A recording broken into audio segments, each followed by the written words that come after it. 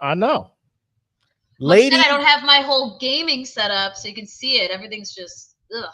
do you have a gaming setup? I'm trying. We haven't really set up the loft yet. I might show you some of my things though as we're talking. I have a couple things I want to set up. Some of our Okay. JJK. Oh, all right. Ladies and gentlemen, I know it's been a while since you've seen us. Been kind of over a month. Life happens. We're trying to be flexible, be fluid, and things like that. But I'm being selfish. I could wait till my co-host Deontay and Kenpachi we square something up. But I just need to talk anime, and the world just seemed to align because a very good friend of mine, Jackie, is back. Well, she was overseas, serving the country, everything. She's back here, and the time difference is still a thing, but not as big as it was. And I was like, who else would want to talk anime? So, I just threw a lifeline out there, and she picked up, and here she is now. Formally, we would be remember back in the good old days, Saturday Night Nerds, and we're sitting there like bullshit until like 5 in the morning. Oh gosh, those are the fun days though. Bro, it's like 5 in the morning. I'm like, Jesus, what are we even talking? Why is this podcast 5 hours long? We gotta chop this thing up. But when we first started. I know. But ladies and gentlemen, welcome my friend Jackie to Eat the Cake Anime. What's up? How you doing? Good, man. Working, living in Vegas, trying not to spend all my money. Whoop, whoop. Or win money. You hit up and all that good stuff? No. No, man, we just moved. I gotta keep buying stuff for the house still. I'm trying, man. 100% understandable. Well, so this episode, obviously, we're talking JJK, all that good stuff, and like we do every time, we're gonna, briefly talk about the manga, obviously the creator of the story, some of the inspirations that they got, and then kind of compare it to all-time manga sales when you're looking at it, because manga's been around for a while. Obviously, you got your big hitters and stuff like that, but some of these newer animes and these mangas that are coming out, I think they're getting a super push because it's starting to be more accepted, I guess, worldwide, and not just over in Japan and those countries over there. But without further ado, let me go ahead and bring in the opening to episode 3 of Eat the Cake Anime.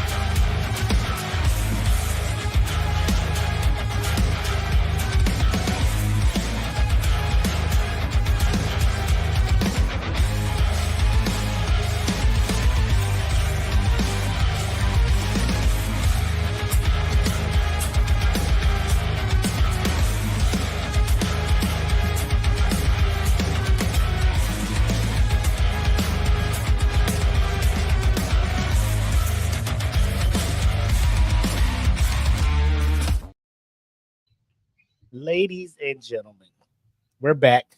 Episode 3, Eat the Cake Anime. And we are talking none other than Jujutsu Kaisen. Another one of these animes that I will say kind of helping push the popularity of the genre over here in the States. Unless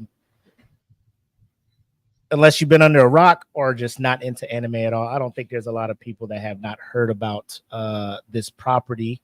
And if anything, at least the memes of my man Gojo out here taking his blindfold off, stealing everybody's girl with his crystal Aquafina blue eyes and all that good stuff. And hey, that's daddy. Oh my god. So funny story before we get started. The movie Zero's coming out, right? Yep. My wife hasn't watched any of the anime, but she knows me and my daughter watching it. We're gonna go watch. She's like, I'll support you nerds. I'll go with you, right? So as we're in the mall trying to buy, our JJK shirts to wear there, she's like, what's the name of the beautiful guy with the blue eyes? I'm like, how do you even know this? You don't even watch. How do you even know this? So that alone in and of itself, when people who don't even watch it kind of know of people and stuff like that. Like she knows, One Piece. She hasn't watched it, but she knows about Luffy, right? She barely dabbles in Demon Slayer. She knows about Tanjiro. So it's when characters from a property achieve that level of being known without people partaking or knowing of their property. Like that's when you kind of know you made it, right? That's when you know you made it. So with that being said, we were kind of talking before the show, and we'll give you the stats and everything for the manga. But when it comes to JJK, for you, Jackie, like where are you at on it? Is it like must see up there? Like when the new season's coming out, Crunchyroll, however you're watching it, is it like must see every weekend, or do you wait for the season to finish to try to binge through? Like, how's it work for you? No, I think it depends on the anime of whether or not I want to binge it or not. But if it's just that good, like I will watch it by week. I also don't like spoilers, and I follow a lot of anime groups on Facebook that just the 3 hours later people are posting stuff. I won't get into it on this episode, but like the most recent ending or last episode of My Hero, I'm glad that I watched the episode, man, because as soon as we watched the episode, I went on Facebook and I was scrolling and there was a nice picture. Yeah. And I was like, oh, I'm glad that I watched this show. So that's why for the big ones, I can't wait to binge. I have to watch it because I also can talk to a lot of people about stuff, but I can't wait. Yeah. Yeah. I'm the same way when it's something like that. When I know, like, if I go to work, my little circle of anime heads, hey, yo, Shirt, you seen that? I'm like, yo, chill, I didn't see it yet. And then they looking at me all disappointed, like, because I could tell something had happened and they want to talk about it. So now I'm just like, fuck, man. Not like. Personally, I don't feel like you're a true fan of the genre if you're just like, I'm gonna wait until like it's done and then I can binge it. Like people like that are like, hey, I like it, but I don't care that much to like be a weekly watcher. It's kind of like some people that I know that say that they're huge fans of the Game of Thrones and like House of Dragon series, but like a lot of people are like, nah, I'll just wait till it's over. I'm like, nah, man, you're not. I mean, don't get me wrong. There's nothing as comforting as like sitting down and like selecting a show and having 2 seasons or 23 episodes you can just watch. Like, trust me, like when I stumble upon an anime that a couple seasons in and people are like, hey, you should check this one out, and I go hit it up and I'm just like, oh man, there's 2 seasons, 24 episodes each, and then you can just sit and binge it. Like very few things beat having a good show that you can binge through. But like you said, it's one of those things where I think what got me kind of caught up on that one is the like when Attack on Titan was like jumping, like season 3, right?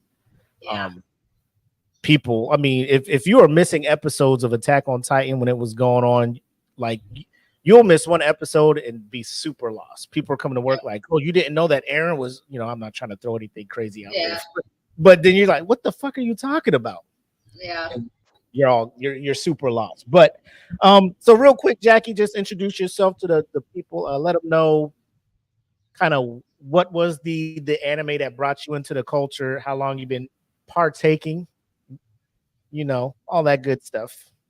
And if you want, you could try to tell people what your top 3 are. I don't know if that's like a rotating thing. We have yet to do that ourselves, me, Deontay, or Tempachi, because it's a pretty tough thing. Like it's a revolving list. It just depends on my feelings of the day. So just share a little bit with the people. Yeah. So again, for those who don't know me, I'm Jackie. I think a lot of people we have on this Facebook group are friends of ours. Yep. But I started watching when I was, I think, 7 or 8. And I think what got me hooked was Toonami back in the day. And that was back when Toonami actually played anime. And it was Dragon Ball Z, Yu Yu Hakusho, Sailor Moon, and then at I think it was like 10 o'clock it would end, and it would go into Adult Swim. Yeah. And it depended. It might have been like the first one was like Cowboy Bebop, or it would go into I just knew that Inuyasha was on at 11 and 11:30, and it would play again at 3 in the morning and 3:30 in the morning. This is the same episode. I did the same shit. Like, yeah, just played at 11. What the fuck? yeah. Is that? And of course, I couldn't always stay up that late. So right.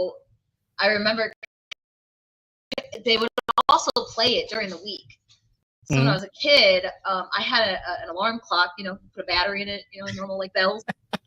I don't know if any of these nerds know that because they have their freaking phones nowadays. But I would have my alarm clock, and I'd put it right by my my head, and I would put it for like 2:50 in the morning, and then it would go off, and I'd hurry up and I'd slam it like to stop going off, and I would go downstairs and I would turn on like the TV because that's when Adult Swim was gonna play, and then I would get up really close and I have the volume at like volume 8 so I could just hear it. My mom wouldn't wake up, and I would watch Inuyasha. And I don't know, that's kind of where I started. And then when YouTube came out, that was back when some anime shows would be on YouTube for free, and I would watch like shows on YouTube. I had like my parents had a small, box TV, and that's where I would like plug in and set up to the freaking internet, and I would have a cable from the internet going into the to whatever, so that way I could like watch it, or I would have VHS tapes that I would get from the library. And I don't know, Yeah. I started watching all that, and then I started getting into like Fruits Basket, or in high school, Host Club. I think I was watching Code Geass was another one. I started getting more into it when I was in middle school and then high school. And then I think when I joined the military, actually when I went from dub to sub, is I was watching this anime that was like a romance something. I can't remember. It's like Fushino Wari. I don't know. It's about a 16-year-old girl that was gonna die in a year. She was 14. She was gonna die, and she wanted to try out for this singing competition, but she had to be 16 or something. So she got these two fairy like death like I can't remember what they're called.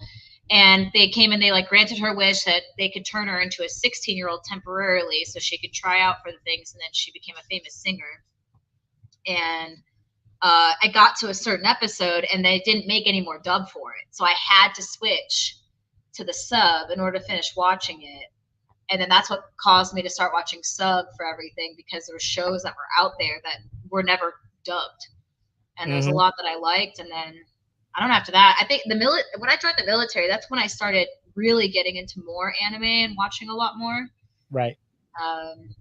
More so because like I wasn't in my parents' house, where like we didn't really have multiple computers. I didn't have a touch screen phone with apps that I could watch all this shit and unlimited data. I didn't have any of that. So then when I lived by myself, I can connect to the internet and buy my own stuff and watch whatever I wanted. But yeah, I think that like I have to say my all-time top 3 probably Yu Yu Hakusho, Full Metal Alchemist Brotherhood, and then like I just watched Full Metal Alchemist Brotherhood again for like the 9th time, 10th time. I can't even tell you.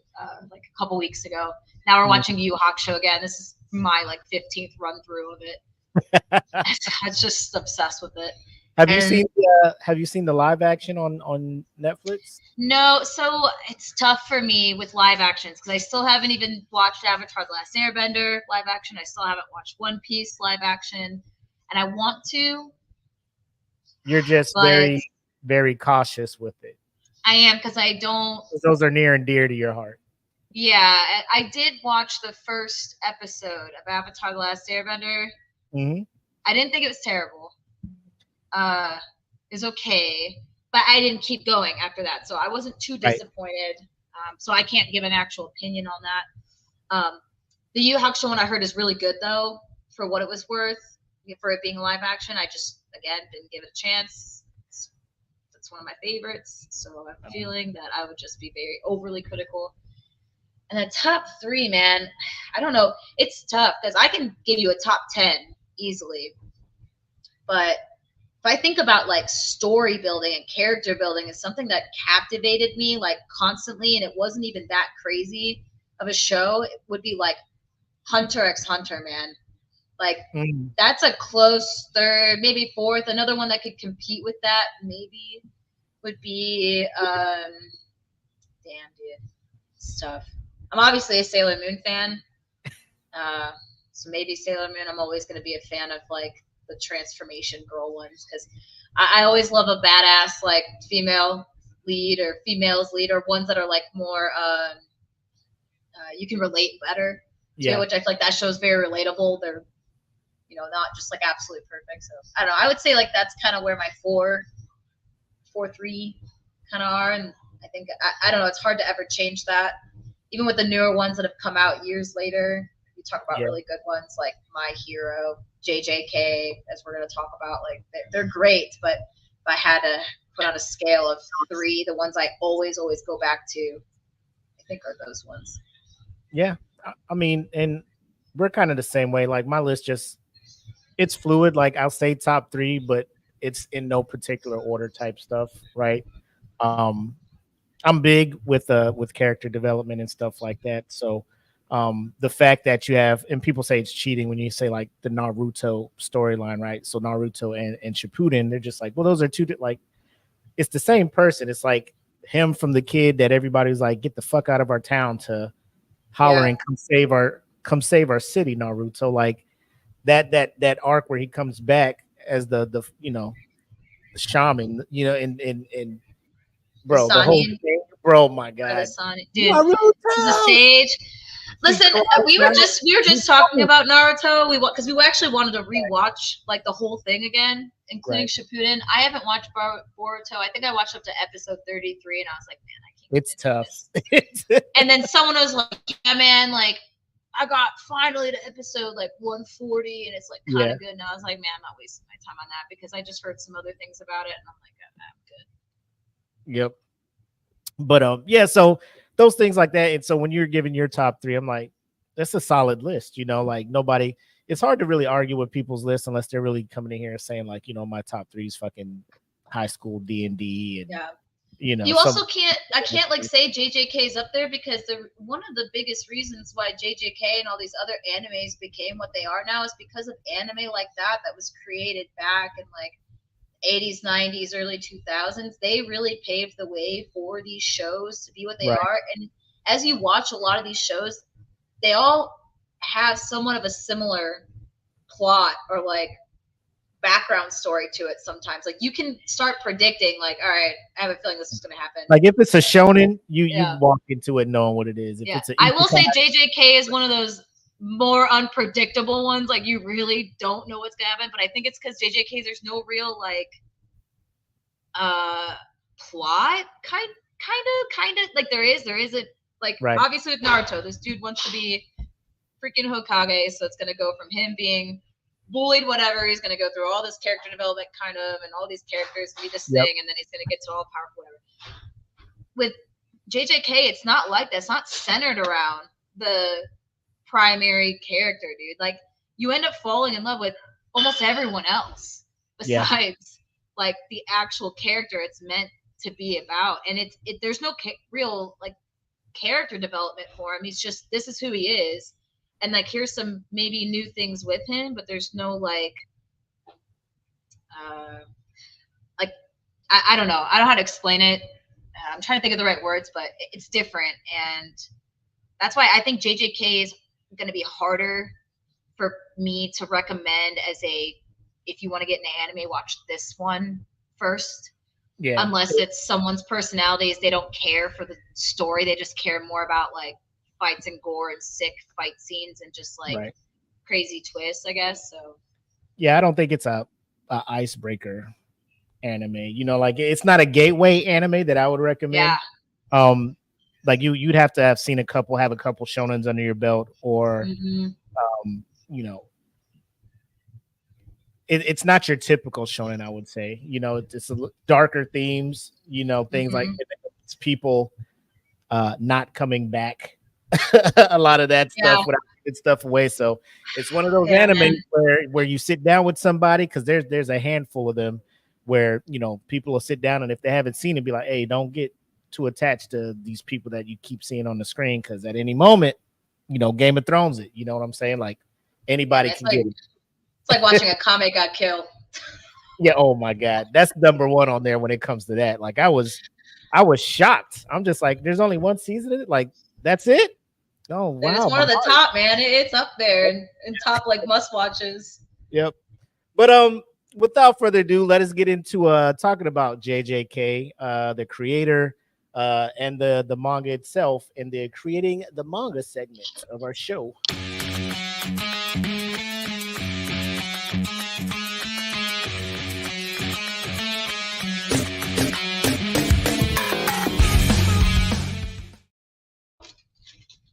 So, as with every episode, I get the actual name. I'm looking at the name, but there's never any pronunciation for it. So I always apologize in advance if anybody watches this, listens to this in the future, and you're like, you are slaughtering this person's name. I super apologize. But I made notes.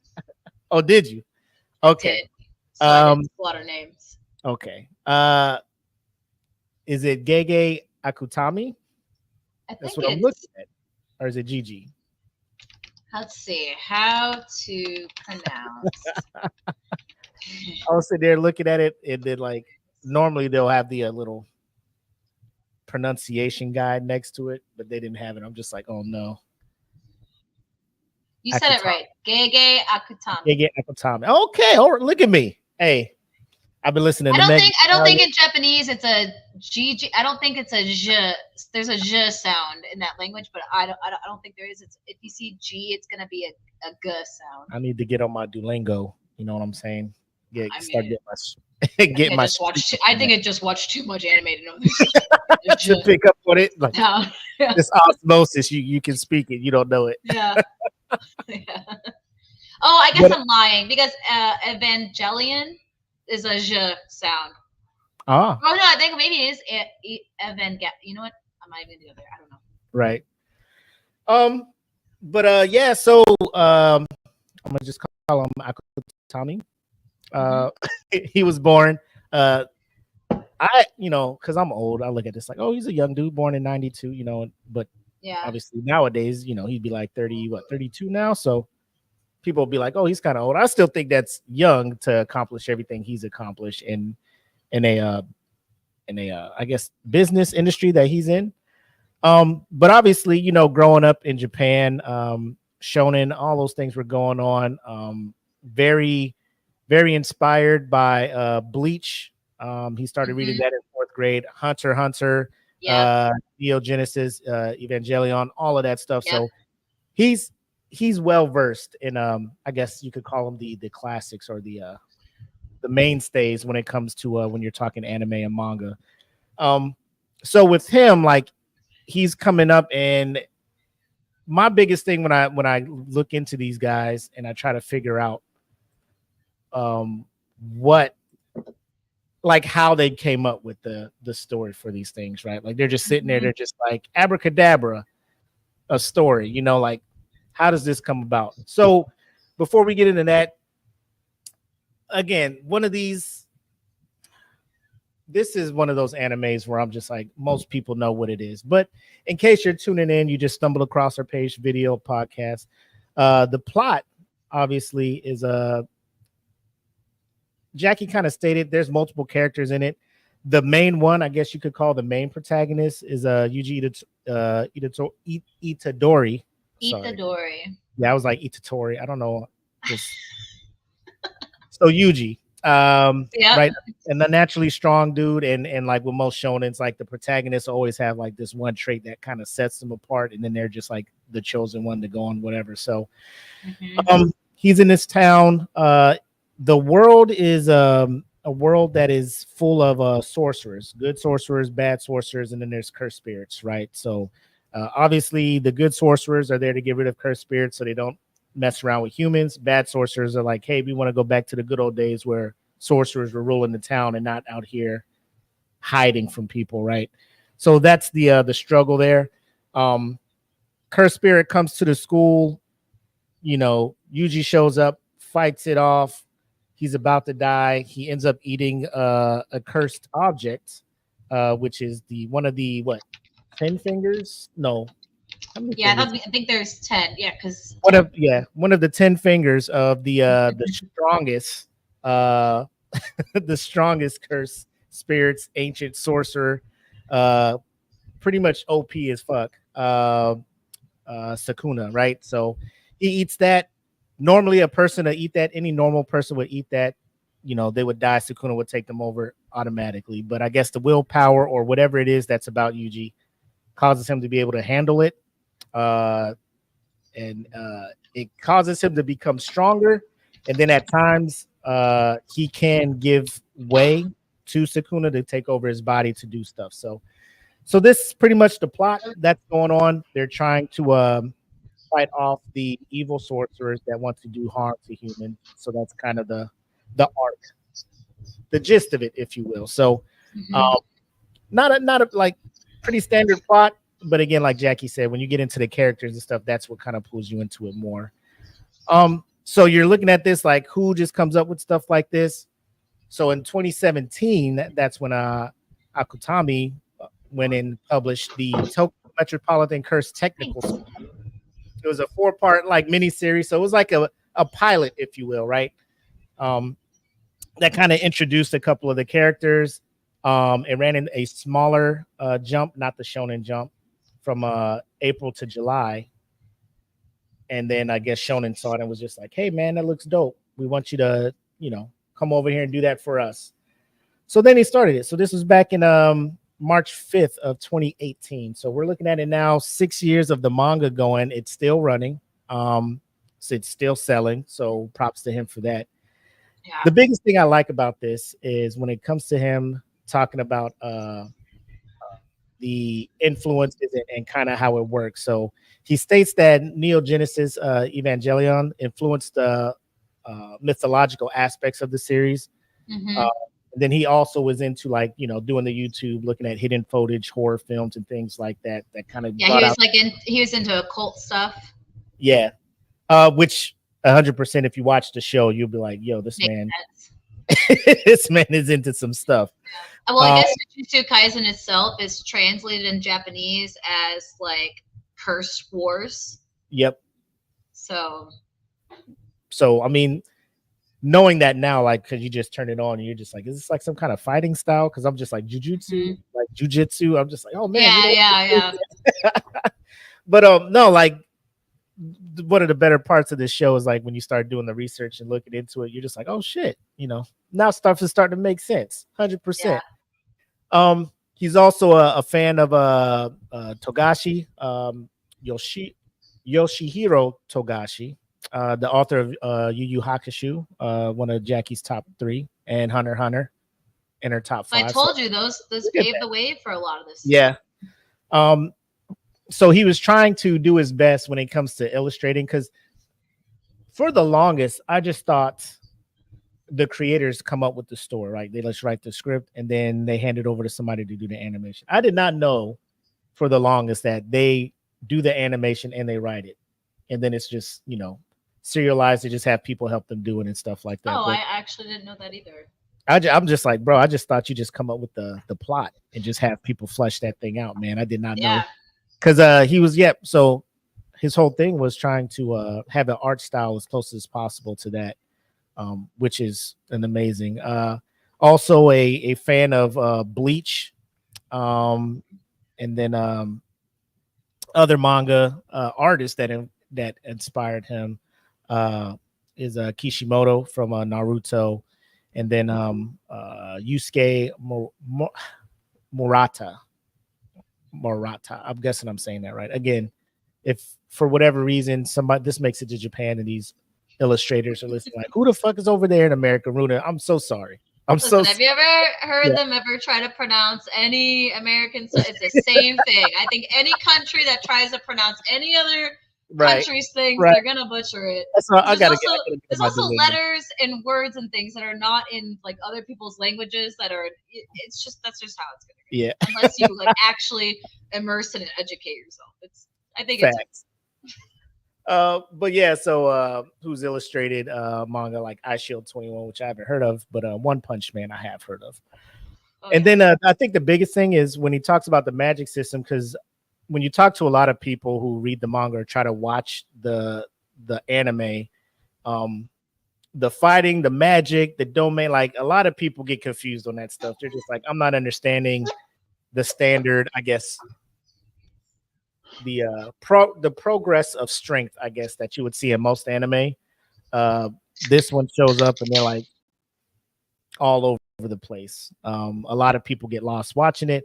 There's wikis that are out there that are built by fans trying to explain all of that stuff, which is I think that's dope when a community gets together and does stuff like that to try to, explain it to those that are looking for answers so they can better follow. They probably did it too, because I mean the best way to like understand it yourself is to do that, right? Because it can get confusing, and it is confusing because there's so many different curse techniques. I think that's one thing about the writing and the lore of it that's really interesting is it is, even though it might be similar to like other shows that have stuff, it's still different. There's a lot of different things with like what they do and the things behind it and what it means, and also like everyone's striving. The whole idea behind the entire manga, the show, the story itself is the person becomes the Jujutsu Kaisen, which is the person who is able to use the most anti-curse techniques. And there's so many. It's such a wide. Is it birth or breath? Breath. Yeah, sure, whatever.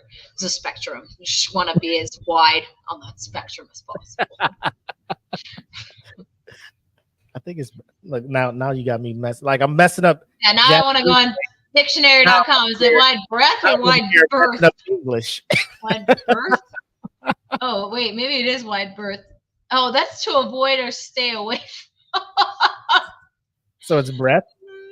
Wide breath. B-R-E-D. Oh, breath. Wide breath. Breath of knowledge.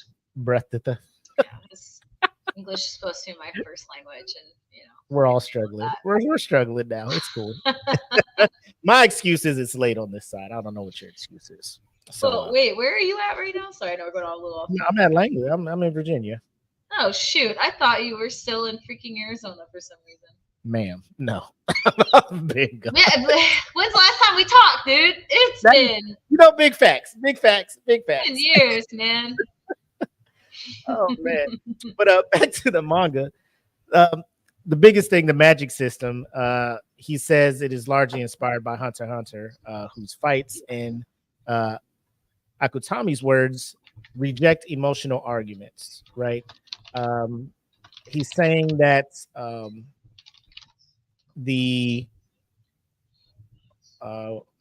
what is this? I just had the author's name up here. Oh, Daisuke. Here we go again.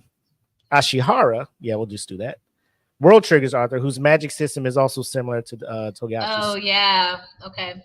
He's trying to find and develop his own kind of style. So, I haven't read these other ones. I am familiar with Hunter x Hunter. And Yu Yu Hakusho and everything like that. So a lot of these shows, when they try to stand apart from one another, they'll come up with their own kind of combat style, their own fighting style, and things like that. So I can see he's trying to like take bits and pieces from a lot of the properties and things that he's grown up with, put them together, and kind of make his own thing. Again, like Jackie was stating, like it's very wild because somebody will do a curse technique that'll get reversed by another curse technique because of some other stuff, and you're just like, yo, what is going on, bro? Just put hands on each other, right? But that's not how they fight. That's not how all of them fight here in this world. What interesting thing I read, especially like because I love reading Reddit, and I like you have to be careful, obviously, when you go on Reddit. Oh yeah, people read the manga, they will go more in depth. But one person that kind of talked about it is you actually don't see it fully utilized to its full potential much. It's very vague throughout the whole story. It actually doesn't really dive in, like how Hunter x Hunter really talks about Nen and what it is, and where it starts and the full capabilities of it. When it comes to the curse techniques and everything, it's very vague. There's no like actual description of what the limit is, like what it can be, what it can't be. It's very vague. So it's like a softer, someone said it's like a softer Nen-like system, with users being able to impose limits on their abilities to make them stronger, as well as having an increased effectiveness the more people know and think about the ability, as their like own curse energy like feeds it that way, which is an interesting take. So Nen energy, you got to store it, you got to train it, you got to work on it, whereas curse energy is based off of feelings, negative feelings. It's a lot of like it's different, it's weird, and I think that's where the confusing part comes into it, where a lot of like animes, it's just very linear kind of way, and like it can kind of like expand and get stronger, and it can increase in levels. It's like curse energy almost already has its limit, unless like you're able to increase your feelings or situation, if that makes sense. I think that's where it can get kind of confusing with some things. And it's easier when you watch the anime and see it visually, when characters are kind of in certain stages of their training or knowledge of curse energy and how to use it, when they try to do certain techniques, when they go up against somebody who has been doing it longer, has a better understanding of it, you instantly see the difference in their powers and their abilities. So getting back to the manga, like started back in 2018. It's only been out for eight years now, and according to and I think all manga creators do this. They go to these conventions, these panels, and they're like, "Yeah, the thing's gonna end soon." So he's been saying it back in 23. Apparently now, looking at around on Reddit and different Twitter accounts and stuff, he spoke at one panel saying it's gonna end in 2024. So we'll see what happens. July, so we'll see. Because I don't know where they're at in it. There was some spoiler.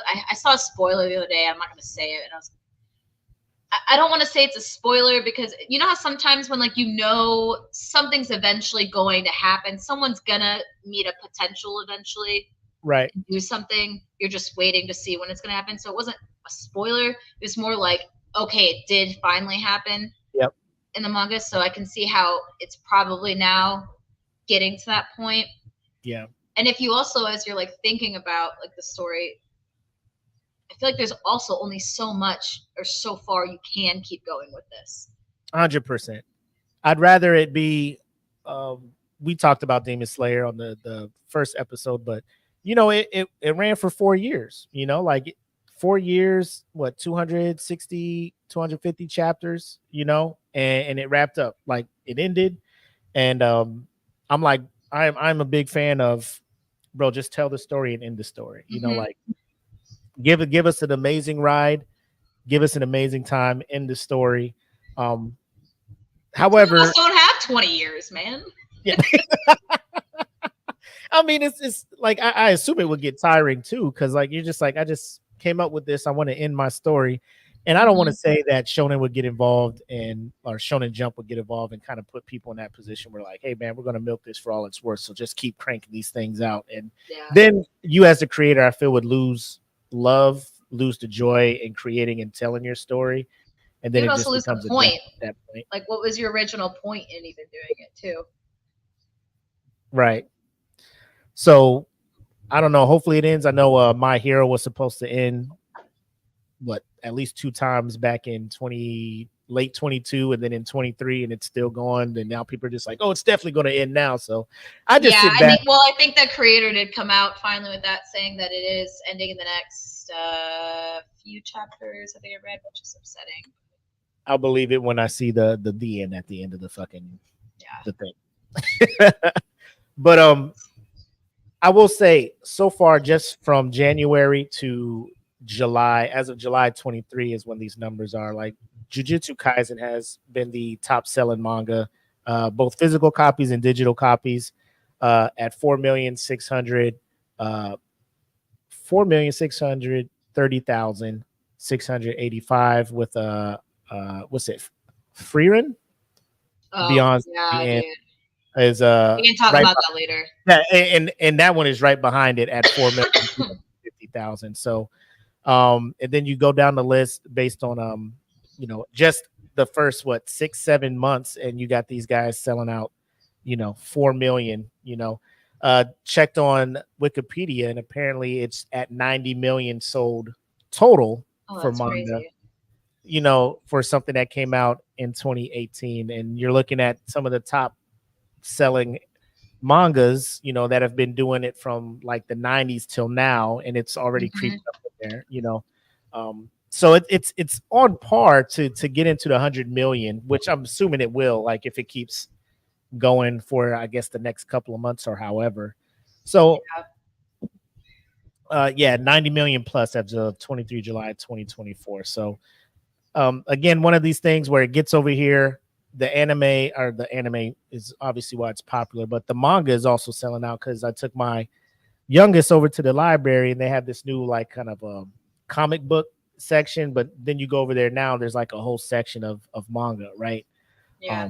That you go there and you see like, oh man, they got Jujutsu Kaisen over here, and Hmm. most of the volumes are sold out. They don't have all of them, but you can tell it's a pretty popular. Like kids are showing up wanting to read it, or grown-ups are going over and checking it out. I wouldn't blame them.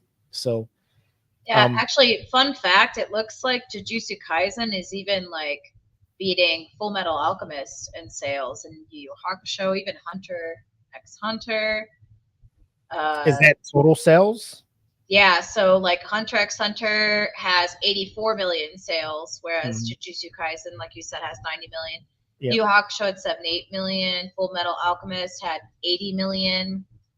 Vagabond, which is a huge one, is 82 million. Like the only one that is, this is per Wikipedia, so the only Yeah.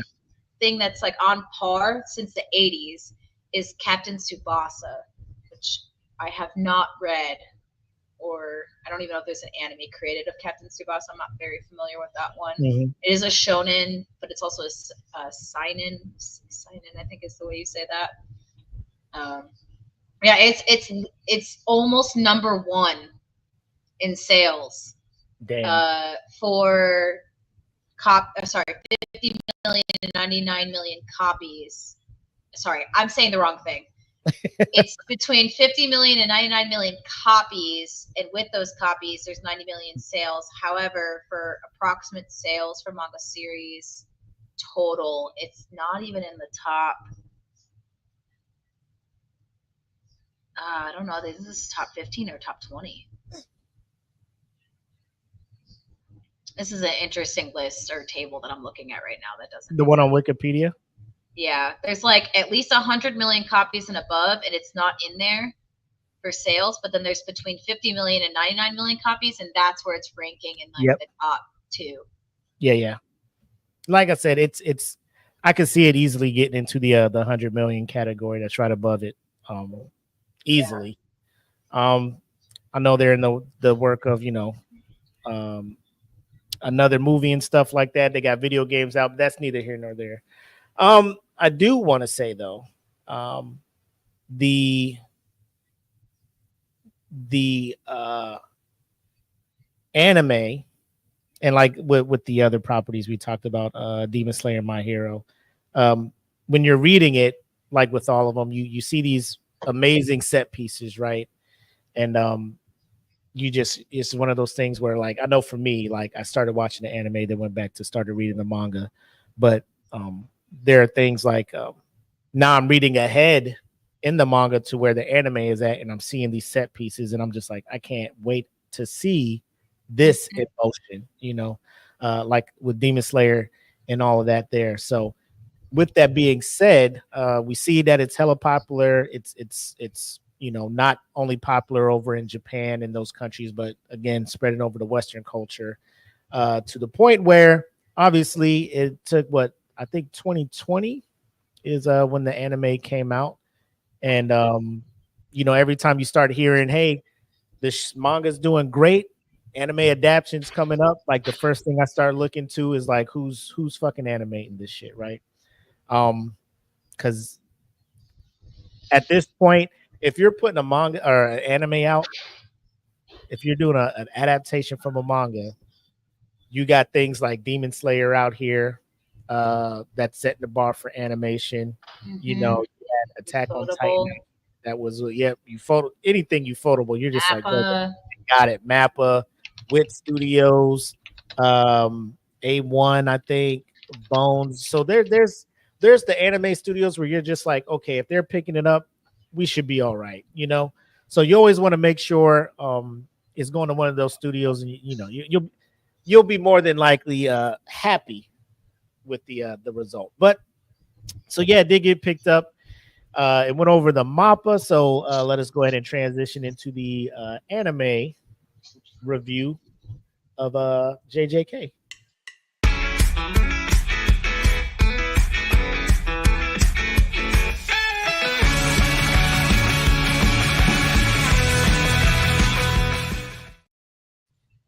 Yeah, so I know Jackie's like, I haven't read the manga, but I did watch the anime, so I'm assuming this is where Jackie will be letting you know, which a lot of people, we usually spend most of the show in this area because, like we said, when we start seeing these things in motions, and you get the music on top with the voice actors, so you get to put a voice to what you've been reading in the manga, all of that cool stuff. But obviously, the anime is what helps it get as popular as it does here on the western side of the world here, to where you go to like Hot Topic or Spencer's, and that's where you get shirts like this from, and everybody's rocking it. I wear this out, and like grown people are coming to me like, dude, your shirt's dope. I'm just like, yeah. When would this have happened? Like 20 years ago or some shit like that? Dude, I remember when right now I'm like thinking about when I was a kid in like middle school and high school. I remember I went to my first anime club in middle school, man. Back then, there wasn't people who were the culture, like the people that were in that culture are very different than the wide breadth of people that are now in this culture of anime that like now I can have I look at like the freaking like NBA and the NFL, like all of these people who are now talking about anime and like, are like certain type of like people where they like, have a normal life, they have a job, they like are regular people to have a conversation with, compared to like when I was in middle school. These people were like running around hissing at you and like throwing cupcakes and like, just hissing at you. Fun, interesting individuals, but also like, their life was just, they're very interesting and different, and if you liked anime, that's what you fell in. You fell in this category of the people. You were weird, and it was weird to like this genre. So it's like really cool now to like this culture of how people are and what they like and talk about, and the fact you wear that shirt, now all these people are just like, yo, that's sick, like all this, I don't know, to be like first, or to be a part of like when you liked it when it wasn't popular, to now see how much it's grown and how many more people are more accepting of it, being a part of it, and realizing how awesome that it is. It's not just cartoons, as people like to talk about it. It's actually stories and things about it that are like sick, especially like Jujutsu Kaisen is just amazing. I don't know. A lot of people will complain and be like, oh, well, you weren't there 10 years ago. Like, now you're just a bandwagon fan. It's like, dude, let them in on it now, man. Like, this is sick. I like it now. Now I can, like, talk about it and not have to worry about, people that are, like, making fun of me and ostracizing us in this. The worst thing you could do, the worst thing to do is to try to gatekeep. You know what I'm saying? Like, oh, you weren't there back when fucking One Piece started, so I don't want to hear you guys talking about it. Like, just chill, just let people jump in. And the biggest thing about that, I know we're sidetracking, but if you're new to anime and you're jumping in now, I'm so jealous and so happy for you because the back catalog of all the shows Oh, you can just sit I get to down. watch it all for the first time. I wish That I could watch some of this shit for the first time sometimes. that part, like watching Hunter x Hunter for the first time and that's the best part. Like Even shows, after, like when it was the shows, reanimated. yeah, the shows with the slow burn because like you tune in Hunter x Hunter and you just like, who's this kid with these short shorts and this fucking fishing pole and this dude with this briefcase? The fuck is going? This show is dumb. And then you get and then it. He's this weirdo with this like thing for young children. Clown with this sticky stuff on his hands. And people are just like, yo, what are you talking about, Mac? Yeah. I fucking love Hisoka, man. He's so sick. But then when that part hits and you're just like, you just tell them, just wait. And then they get to that part, then they see you the next day like, yo, that shit was, I'm just like, welcome. Yeah. You know. My favorite part is when someone finally watches, like they're late to the game of JJK. Yeah. And they're like, they get to like Yuji and like freaking Toto's part when they're fighting against Hanami. And they're like, yo. And I was like, bro, tell me from your perspective what that was like. I was like, man, I need a friend like that. Do you ever watch on YouTube whenever an anime has a scene? Do you ever watch reaction videos to the scene? Oh, yeah. Oh, dude, I watch those all the time. They're my favorite. Yeah. I'm like, bro, I should. Like, I see them and I'm just like, man, I should record my reaction. But it's already late because I already saw the initial thing. So I'm not trying to. Every time a new episode of JJK comes, I'll just set a fucking camera up and be like, bro, at any minute I could spaz the fuck out. But, yeah. I could easily do that for Demon Slayer. Like the season finale that just happened. And dude. Bro, I was goosebumps and fucking. When I think the best part of that whole, even though the whole episode is great, when Zenitsu entered, man, into like the Infinity Castle, I was like, yo. He wants to smoke. If they could finally pick a part to actually showcase how badass this dude actually is, aside from all his whining, they did it perfectly. Bro, that we'll talk about that all like because I have to. Yes, oh my god. Oh my god, I have so stoked. But anyway, yeah. Sorry, I know we're sidetracked. Sorry, man. Oh man. So the anime appears, right? In before we talk about the anime, can we just at least talk about the creativeness and the amazingness, that's not a word, of the we'll roll with it. Openings and closings. So we're talking about the music. I love the anime, man, but you cannot deny that anytime you watch the anime, you also watch. How many openings of animes do you skip? It's very few. It is very few. I'm trying to think off the top of my head. Because some people will skip. They'll watch it the first time. They're like, oh, that was sick. And then after they watch the anime, they'll skip it after that. Jujutsu Kaisen was one of the very few animes that I actually watched every. If the song is a bop, I'll instant. Like I always give it a couple of. I always give the opening a couple of playthroughs to see if it like. Yeah. If I'm gonna add it to my playlist because I got a whole J-pop, J-rock playlist. Same. Okay, cool. Every single episode and closing of JJK is on my freaking playlist because it is that they could not have selected better bands, better openings to go with this anime. It's not even just the songs. It is the openings and the endings as well with it. Like, talk about like manga creates like the story, the art, and the fact that then you translate the manga to the anime and the art with it, with that Mappa does like a fantastic job. They do. But then now you like create this opening and ending with these songs that, dude, like, I don't think there was ever a bad opening or ending with this anime. Like I listened to them all again before we started this again. I'm like, dude, I don't think there was a bad one, man. I will say favorites, but the closing the outro, the ending, I guess, for season 1, Mm. it was like an instant because it's so the contrast from like what you just watched for like 22, Yeah. 23 minutes. Oh, they're And dancing. then, they're going out putting hair gel in, going out dancing. JoJo is like, Yeah, and Megumi too, the serious one. yeah, that's what I'm saying. It just comes out chilling, I'm like, I'm digging this vibe. Like because most Dude, it went viral.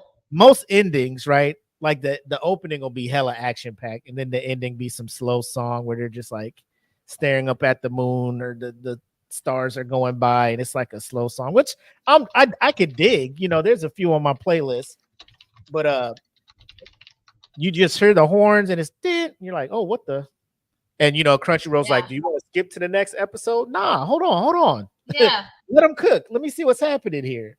And so, Yeah, it only took about 2 episodes for me to be like, the whole episode's playing. I don't skip any opening. I don't skip any closing. So, but yeah, not only that, but music during the show, mm-hmm.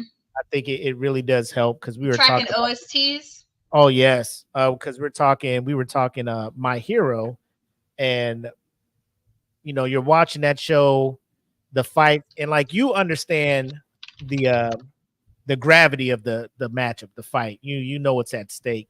But then when the orchestra comes in, the score starts playing in the background, and the My Hero score where you're just like, fucking you, that shit motivates you to get up and fucking go do some real shit. You're just like, man, let me get my ass up out of fucking shit, Dude. let me get this gym up, plus ultra out this bitch. You know what I'm saying? Yes, dude.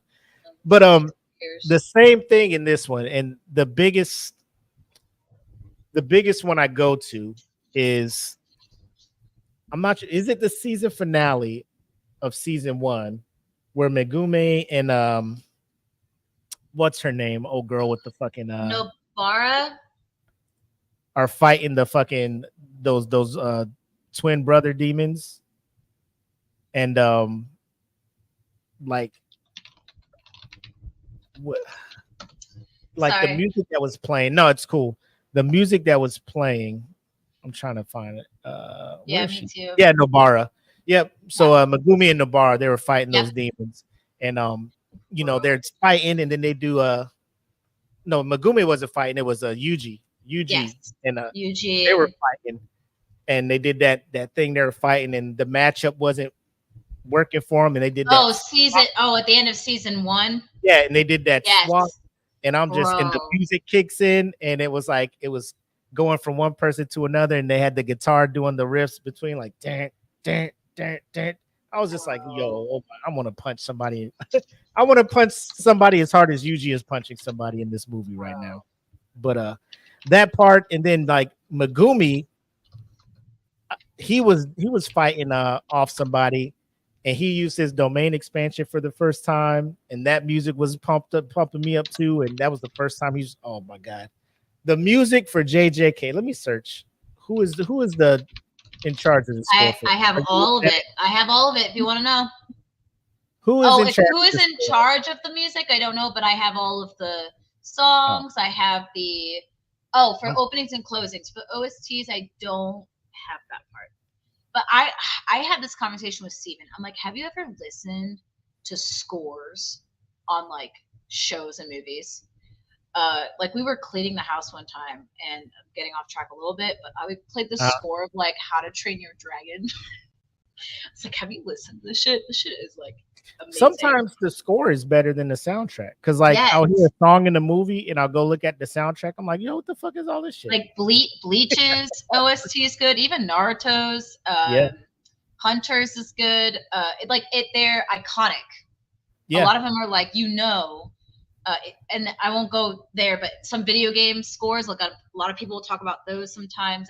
You can go movies, but no, JJK is like, it's like it can kind of be like I don't want to say hip hop, but it's what's the chill hip hop? Lo-fi. Lo-fi, thank you. But then it'll be like lo-fi rock kind of, because they'll also add that element to it. It might be like kind of soft, but then it goes in the dude. It's. Yep. So Hiroaki Tsutsumi Tsutsumi, is in charge of did the original soundtrack for the anime series. So he All the composed it. OSTs. Yes. So that man let him cook, let him continue to run that. And then, like you said, the opening theme, was that Kai Kai Katan by Yep. Round Round Season Mysterious 1 Stories. by Eve. By Eve, yep. And then Lost in Paradise by Ali. Bro. Then, Lost in Paradise. classic. Like that song comes on, people who don't watch the anime know what it's from. They're like, this the song, this the song from the anime, right? Like you don't know the name, but you're aware of this song. Dude, I will say my favorite opening though of all time for Jujutsu Kaisen, because I will go back between Kakai Katan and then Vivid Vice, but that opening where the first half of season 2 was like Gojo and Geto's like their backstory. Dude, that opening cold is, dude. I watched that opening so many times, even when like randomly I'm on YouTube, I'm like, I gotta watch this opening right now. I don't know why, and then I downloaded the song and I was like, I don't know what it is. It's like that chorus part. They do it so well. What is it called? For the season's first it's called Ao no Sumika by Tatsuya Katani, season 2 first opening. Dude, specials. Can we talk about specials, dude? So if you actually listen to the full song of specials, I will say it's okay. The full song.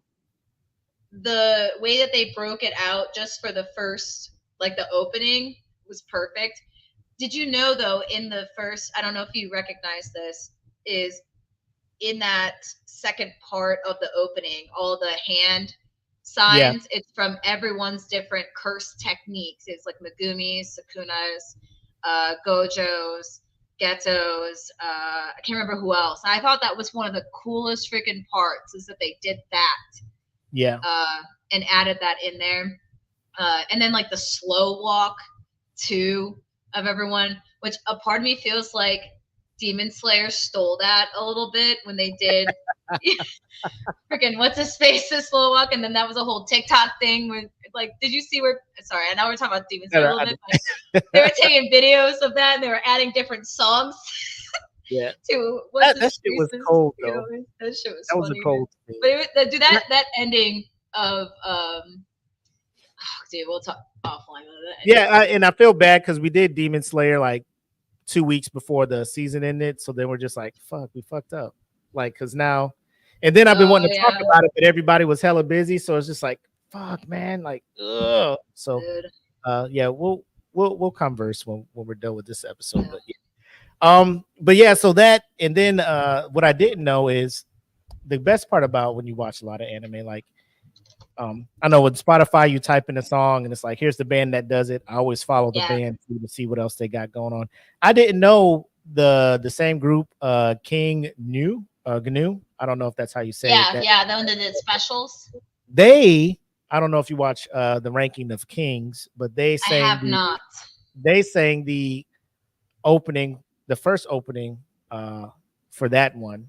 And it's a totally different vibe, because like I was watching Ranking the Kings and I'm just like, oh, this is a nice little bop. And then Specials comes out. I'm just like, yo, these guys, they can do this little kind of pop rock, and then they got like rock over here. So I like, I don't know, I just like the versatility of all these bands and stuff like that. And like if you watch anime, you know what I'm talking about, because Lisa can fucking sing an opening. Don't even get me started about Lisa. Man. An opening and ending for everybody. You know what I'm saying? If Lisa's on your shit, I'm listening to it. You know what's annoying is, sorry, I gotta talk about Lisa for a second. She did I think 3 openings for Sao, and then she wasn't that popular for Sword Art Online when she did it, but I think it was her second opening for Sword Art Online where people were like, oh, she's actually really good. And then when she did the opening for Demon Slayer, people were like, oh my god, and then she just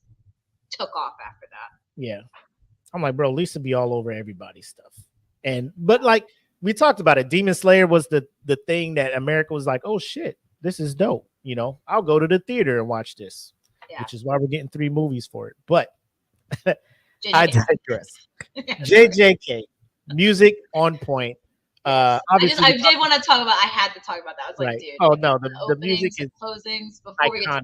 even animation. Like they did not miss. Right, music is iconic, and you can also throw in there the skill of the animation studio to be able to visually put something together to match the energy of the song. Yeah, because if your opening sucks, like it Bro. starts the overall attitude of the viewer. Yep. Right off the bat, you're like, damn, this freaking opening sucks. And then you watch and like a lot of times, a lot of people when they watch animes, they're like, well, the season 1 was great, but like I'm really upset that the freaking opening sucked.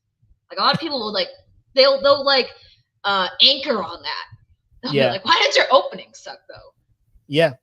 Like I just skipped the opening every time. But I feel like if you can have somebody tune in opening, watch your show, and then watch the full ending, like you nailed it. Trifecta at that point.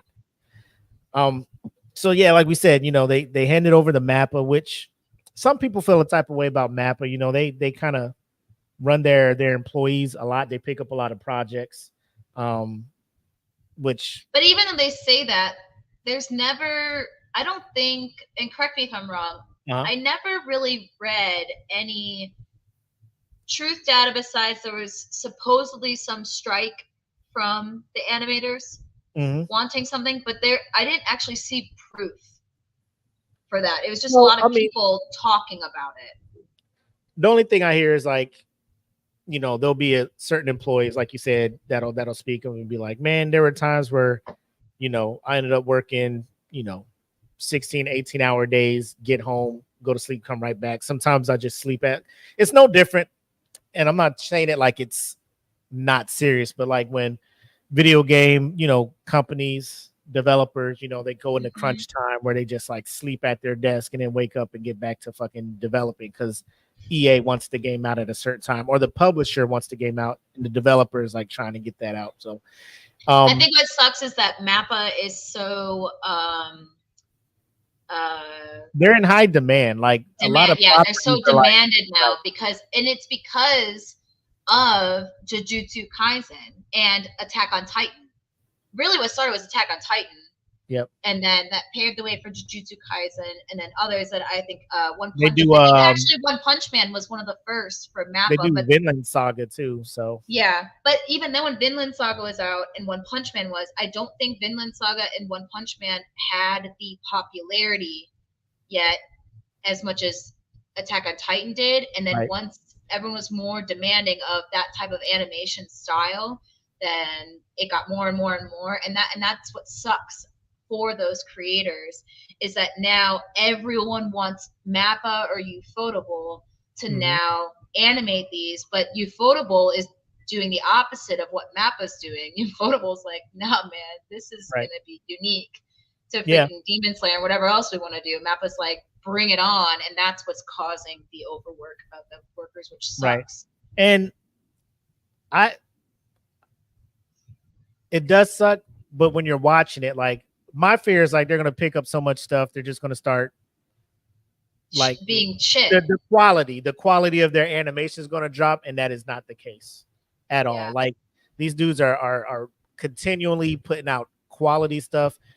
The amount of stuff they're putting out, again, it's one of those, I don't know where people stand on that. Like, hey, give these people a break, kind of go the Ufotable route where they're just like, for a while, they're just like, we're just animating the Fate Stay Night, Fate Unlimited Blade. Like we're just with the Fate.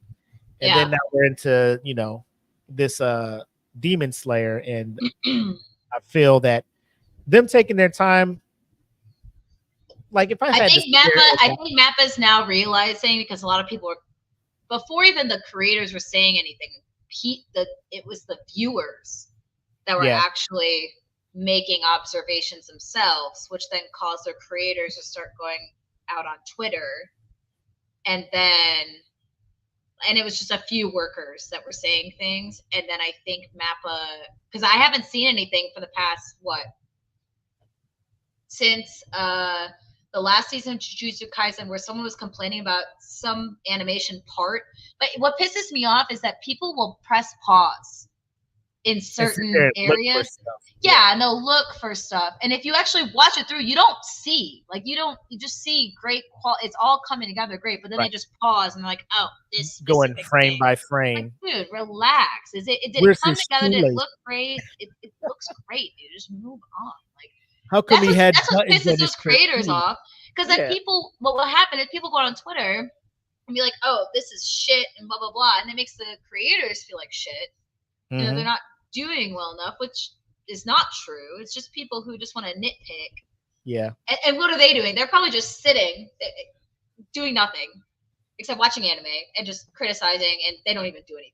Some people like to complain because they feel like if they're the first to put it in a little Reddit thread or something like that, then they look like a super fan that, you know, or whatever. Like their credibility goes up. But I think that's what most animation is, hand drawn.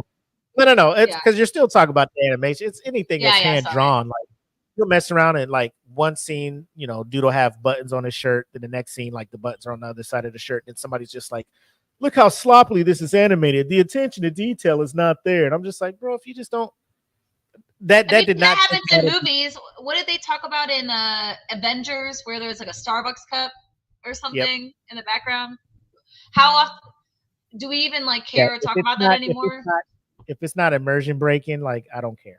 You know, like I'm not sitting there and then like all of a sudden like, yo, what the fuck? Buttons on the other side? I can't do this shit. You know. I think there was one episode of One Piece actually that Mappa animated. It was the 1,000th episode, I think.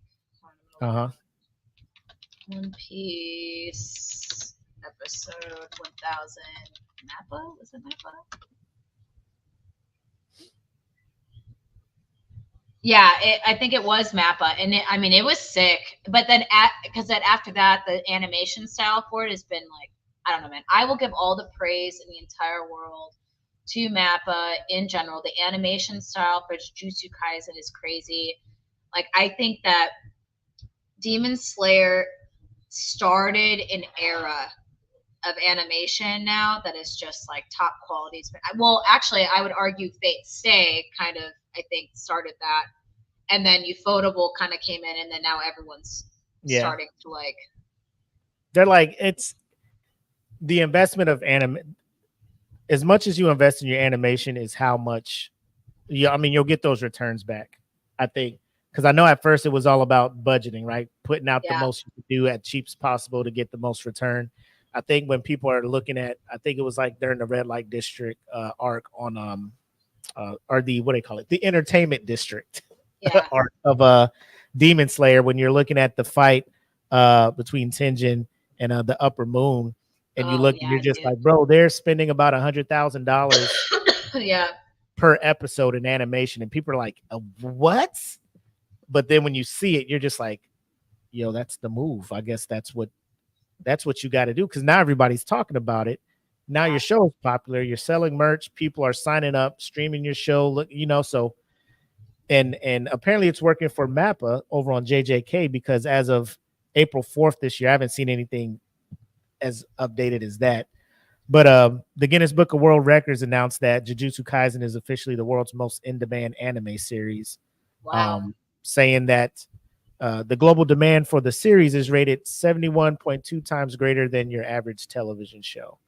So again, it's one of those things, like, because word of mouth gets out when these fights are going on in Jujutsu Kaisen. Like, people are talking about these things, like, you need to see this shit. And and the thing with now social media and TikToks, YouTube, like somebody can clip a fight, put it up there, and people will see it and be like, yo, where's this from? Oh, that's Jujutsu Kaisen. And then people are going to go stream it and everything. So but yeah, most popular anime. It's been called that on several anime pages, groups, and things like that. When you're actually talking about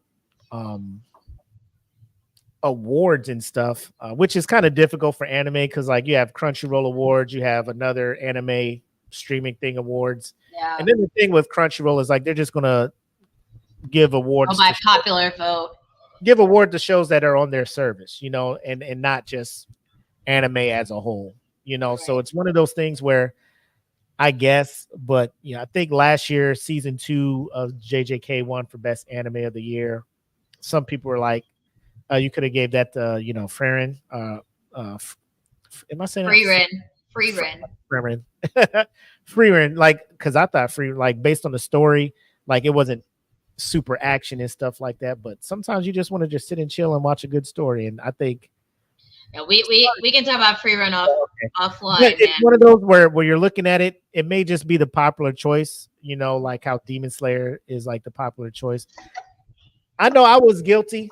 At first, I was sitting there like, hey, man, I think just based off of what I've been seeing, the Hashira arc is kind of slow, but I'm thinking Demon Slayer may win best anime for this year. And people are like, I don't know, blah, blah, blah. And then the season finale drops and people are like, yeah, I mean, it might now, after that shit. But Mappa's been out here. It's been popular, highly rated. You're looking at IMDb, it's 8.6 out of 10, 87% on Rotten Tomatoes. Who's giving this thing anything less than 5 on Rotten Tomatoes or a 4? Like, there's people in here giving this thing a 1 on Rotten Tomatoes, and I'm not even. I think, and like I said, I think it's because, and this is what I talked about previously, it's not, you can't relate to a lot of the characters. It is purely just action based. Like, there's no, let me start where I have 0 powers, I'm not strong, and then, because some people like that. They like to see where you come from absolutely nothing, there's nothing about you, and then you go through this whole arc of getting better and then whatever. Yuji is like immediately from season 1, the dude's strong, he knows how to fight, right? And this dude has the balls to just swallow this finger whole and just be like, fuck this, I'm gonna fucking eat this thing. And then he goes off, and now he and Sukuna are like as one. And it's hard because, like, I watched that and I was like, yeah, dude, this Sukuna guy is sick. But it's hard to realize, like, no, dude, this dude is actually not good. This guy wants to fuck shit up. And season 2 shows that. Yeah. The freaking Shibuya arc, man. I'll talk about season 1 a little bit. Like, season 1 was good. It introduced a lot of characters. It made you like Nobara a lot. I think a lot of anime, especially shonen, sometimes, one thing I read is a lot of times they like to over-sexualize a lot of females. This is one of the very few animes where, like, she's not over-sexualized. She is, like, a no shit, like, she doesn't fuck, but she wants to be, like, she wants to be, like, in this romance kind of thing and, like, be in love, but also she's, like, badass and, like, doesn't care and all this stuff. She's super strong. And then you have her, you have Yuji, and then you have Megumi, who is like kind of mysterious. There's something about him that Gojo talks about. You're not really sure what he's talking about. And even in season 2, you're not. There's some things more, but you still don't totally know like what Gojo knows, supposedly. Right. And apparently in the manga later on, there's some more things about him. But the season 1, I think, really highlighted a lot of how, like, the personalities of, like, Yuji, Nobara, you bring Toto in, you bring freaking, what's his name, Inumaki with, like, the sushi, and Panda, and Maki, where she can only see cursed things with her glasses. I think I like her a lot because she's one of the very few that actually does have some character development where she actually did start from nothing and she had to make something of herself because she couldn't see cursed spirits, and now she needs these glasses. She's actually better than her sister. So she's actually a huge favorite of mine because of that. She's badass. I do like that dynamic. Yeah. I really liked season 1 because it was very, like, introductory, but the thing is, and why I think why people don't like it is, like, everyone's just where they're at. They're already there. They're at these levels, and it is very dark. It can be gory, and it can get confusing with a lot of the cursed powers, and that's why I think some people will rate it low, unless they just really like a show that just gets at it, just gets to it. And the focus is more about, like, these super powerful people that are, like, causing mayhem. And, like, these people are not shit compared to this. And it's, like, a lot of death, a lot of darkness, and a lot of, like, just how the fuck are they gonna like? Excuse my language. How are they going to just do this? Like, how are they gonna deal with this? Being where they're at right now, which is like nothing. Yeah, I mean, it's like I was looking at some of the 1-star reviews, and it's just like, man, it's people I guess who haven't even attempted to try to like watch past the first episode or something like that. Some people are giving it 1 star because they're like season 2 is worse than season 1, so they're giving the whole anime 1 star. That's crazy because I think season 2 is fantastic. Season 2 is bananas. Season 2 is bananas. Like, what do you guys? And then also season 1 like has one of the best freaking fights with Yuji and Toto against Hanami, and how like little brother, like brother, you know. Well, my man was hitting him with that clap thing. Dude, buddy, he's like, what is happening? He's getting punched. He was one of the. By the way, if you notice, him and Yuji were one of the, or he was one of the hands in the opening with specials. Right. Just sick. Yep. Bro, it was. It's everybody. And then when Yuji died, when Sukuna took out his heart. Whoa. Oh no, that's not a spoiler. No, it's not a spoiler. That was in season 1, man. Yeah. Earlier. Well, we're talking about stuff, right? We're talking about stuff that happened. Yeah. I thought you were talking about like season 2 people not being around. No, I'm talking about like, are we allowed to talk about season 2 stuff? Not too much. Okay. We try not to get into the too many details with stories and stuff like that. Try to keep it as general because we want to like have the show kind of be a introduction of sorts, like giving a little bit of data, but not in season 2. I'll be careful. Guys, yeah. I'll be careful about that then. But no, this part. Going back to the fight. Yep. Well, really, actually talking about when Yuji lost control, you know, because obviously, like, he now ingests this demon. He has to now prove demon. I said demon. I meant curse spirit. Yep. That's when he realized there was levels to it, though, because he was just like, I'm gonna come in here with this fucking butcher knife. And my man was like, slice. Well, damn. Yeah. So yeah, I thought season 1 was sick. I thought it was cool to show the way that they introduce people and work together, and the relationship between Yuji and Sukuna is also like, I like it, and it made me want to like Sukuna, but then it's like it reminds me of like a Eddie Brock Venom type thing. Yeah. You know, because you know, he's just like, quit taking over my body, all of that other stuff. And then and low key Sukuna, like when Yuji is in trouble, because if you tap into either read the manga or watch the anime, like season 2, like Yuji finds out, you know, there's levels to certain stuff. You just can't go in there with and punch people with your stuff. Like the people you're running into now are high level evil sorcerers. There's parts where like his life is in danger, and you know, Sukuna's like, well, step aside, let me run this for a little bit, and you quickly realize all of that stuff. But just like you were saying, the cast of characters alone in this show, it's not face value. Like they're not throwing characters in here to just be here and gone. Like each character, you get to know about them. Even the panda shows up, and you're just this is I love panda, right? And you're just like, oh, this is just a standard anime goofy animal that's in the thing. Not. Then you see the backstory, you're just like, oh, this motherfucker is serious about this shit, bro. Like when my man transforms and is about to get ready to fight, you know, it's serious. Then you got my man you got my man Kento who shows up like he just got off the, you know, working at a bank, you know, giving somebody a loan. And then he shows up, he looks at his watch, he's like, bro, it's go time. Like it's characters that show up on this, you're just he's in overtime now. Nanami. And he gets mad. He's like, now I gotta go to overtime. Now I gotta really fuck you up, you know. And you're just like he comes into the, like, each character they bring on, it's for a reason. And it's also exciting. It's constantly exciting. Yes. And what I think is a big difference for people who want to watch Jujutsu Kaisen between season 1 and season 2. season 1 is very exciting. You get all these relationships, these fight scenes.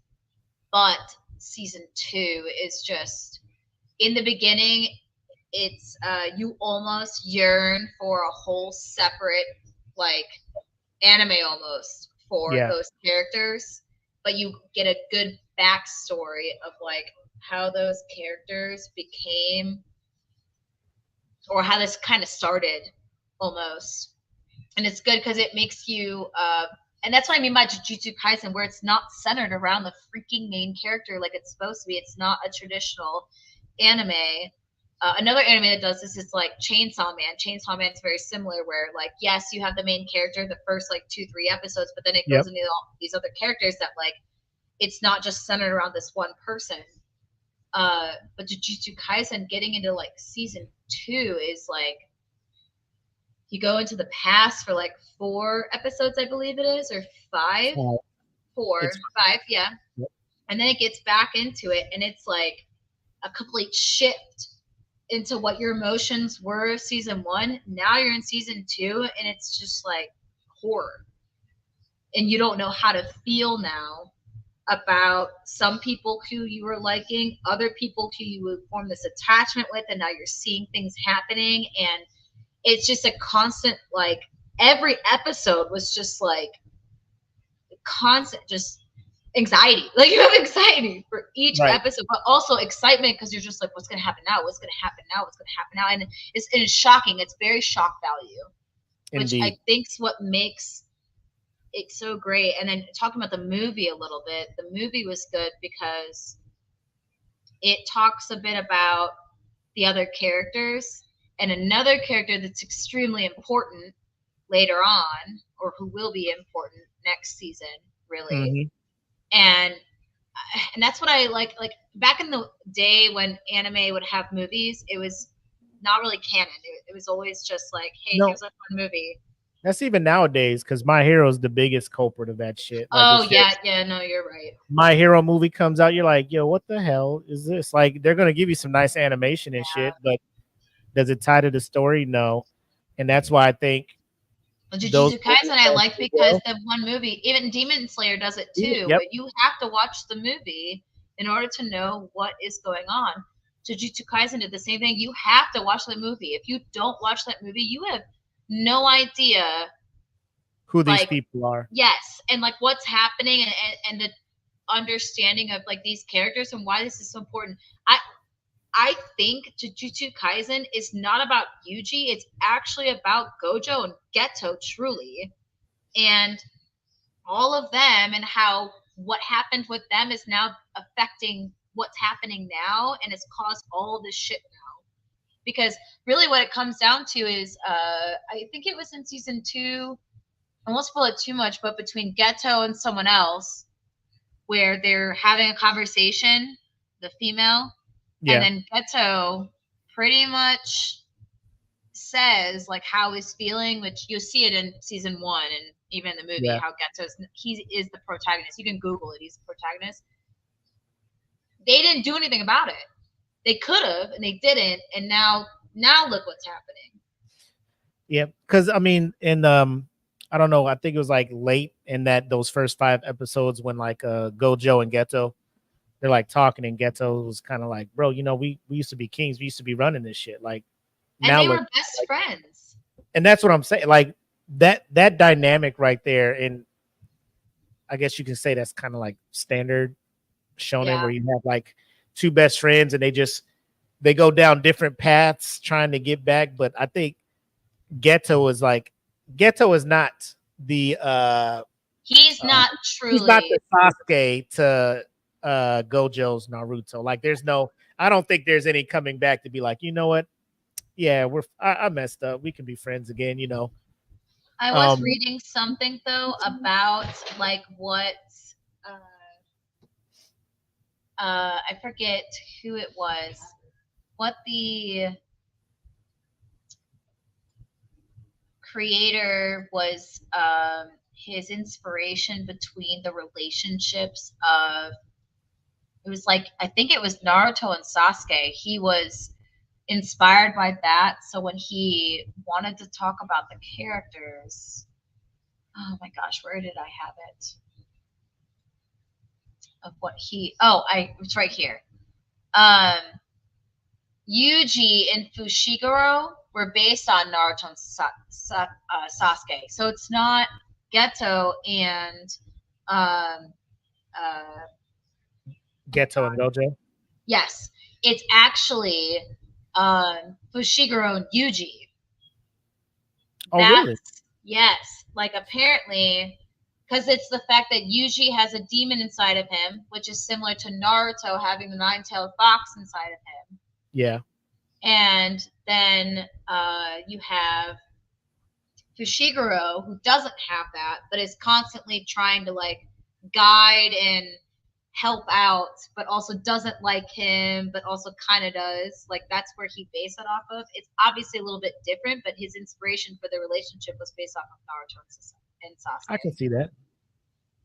But not Gojo's and Geto's, which is weird because you would think that's more similar. I think maybe more Shippuden wise, because with Kakashi and what's his name? Obito? No, yeah, it's not Obito. It is, isn't it? but it is. I would say that's whose relationship you can, so you can, as you watch this, and if you are a huge Naruto Shippuden fan, you can see elements, and like you said, that he was influenced by this anime. You can see it. Go through it. You can see how some of it was influenced, but it still is different. It's still made in its own way because even the way they communicate and how some certain things happen throughout the seasons between them, it's not the same, obviously, which thank God, because now you're just repeating stuff. But yeah, but it's just small things like that because you'll have that in My Hero 2 between Deku and Bakugo, like, which is I think standard shonen stuff when you look through that. Yeah, but like you said, they did have the movie as well. The movie did perform well. It came out after, I think, kind of right in the hype of the Demon Slayer train arc movie, when everybody was just like, "Yo, anime is pretty dope out here." In movies, they released Jujutsu Kaisen 0, which kind of gives the backstory of Gojo and Geto kind of button heads, but then the first 5 episodes. Then Yuta. Yep. That's what it's centered around, which when I first watched the movie, I didn't realize, and my significant other, he also, we thought it was going to be about not Yuta, but Fushiguro. Yeah. And then when we watched it, we realized it was about this whole different person. Showed up, yeah. Yeah, which we were like, who the fuck? Who is this? Same. Didn't understand how important he is, but for people who want to watch this, everything's important. It means something. They all matter. They will happen. They introduced them for a reason. Like anytime somebody's brought in this show, you're just like, they're either about to do something now or they're going to show up later on. Exactly. Which I did like his character. Originally, when I watched the movie, I was kind of like, this guy's annoying. He's so whiny. Yeah, and then even like the thing that he had with the cursed spirit, I was like, that's weird. I guess. Right. It was still a good movie, but I just still like wasn't convinced on who it was surrounding. Yep. But then as the movie went on, I was like, okay, this is a really good movie. And now watching season 2, I'm like, okay, this is all right, full circle. So yeah, I know we could probably sit here and talk about this show. Like, again, here we try not to do too much, give away too much about it because we do want people to check in and for themselves. Yeah, please edit it. I'm sorry. I don't think you, because what you talked about, oh buddy, like. In the beginning, because he didn't really. Just so everyone knows, he didn't really die. It was like a thing. It's like episode 5 or 4 of season 1. Like, it's not a. Like, obviously, like, otherwise it'd be the credit. Dude's alive. Yeah, like it's not a spoiler. It's more so it was just a thing where you're like, oh shit. But so normally we would roll from here, or I do this before we leave. So we talked about the anime, all of that stuff. Talked about the manga. Top 3 characters for you from JJK. What you got? Oh, dude, I'm gonna say Nobara for sure. Toto. And like I said, I like Maki. You know what? I ask people this. Not a whole lot. Actually, Not a whole lot of people take Yuji. You know that? More so people say Takuna than Yuji. I can see that. I understand why. Uh-huh. Season 2 made me think differently. But also, I'm not kidding. When I say also, when I saw it, I'm like, damn, dude, but still, like, this is crazy. This is such a good antagonist. Like, this is such a good freaking, like, they did so good with making you like him and just going into this. Dude, this writer. But to go with like my top 3, I talk about Maki. It is a toss up between Maki and Inumaki, which is he only can speak in sushi ingredients.